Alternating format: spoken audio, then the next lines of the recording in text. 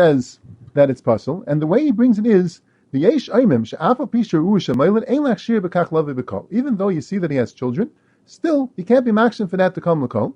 And he says v'yesh lachish adivreim lahachma be'isa da'iraisa.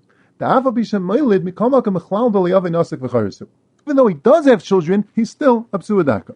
And then he says that if they were chayshish for his words, if they were msaymach on the mekilim and had children would be kasher l'kuli alma because there's no din dairis by psuadak and kurshafka. That's what it says in the. So the chayr is very shver. Like we pointed out, the kama gemaris that are clearly mashma that a psuadaka cannot have children. So what is the levush saying that even though he could have children, he's still called a psuadaka? The chayr pel the levush.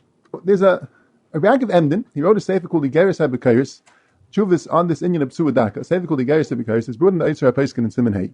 And he goes to fend for the levush. And he says two possible terutzim. One is that could be it's a machlekes in the Gemara if he's ma'ilud or not.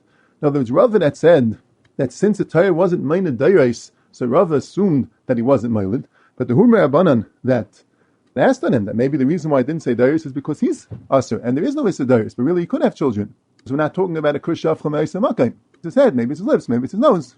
So when the Gemara brings other rayas that it's not, the Brisa that says lo yavei mamzer, ma mamzer, malhalam b'Eisamakam, afkam b'Eisamakam. So we don't hold like Rava, and we hold like when the Gemara thought that maybe it's the head or the lips or the nose that has nothing to do with not having children. So who did now it's Bais Makam? Also, it's not necessarily totally in not having children. So it's a machlekes in the Gemara. It also has a suggestion that when the Gemara says it's Eina Meilad, it doesn't mean it's Eina Meilad altogether. It doesn't mean that it's absolutely scientifically impossible to have a Leda. It means I'll be right if it's Eina Meilad. So Meilad Torah doesn't have to discuss Dairis because B'derech Klal there's no Dairis.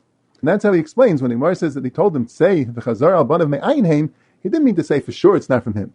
He said, no, check it out. Go try to find out. If you find out that there's a suspicion the issue is Mazanis, then you'll know it's not from him. But if you don't, she seems to be a very fruma, becheskes kashrus, atznuah, then you'll have to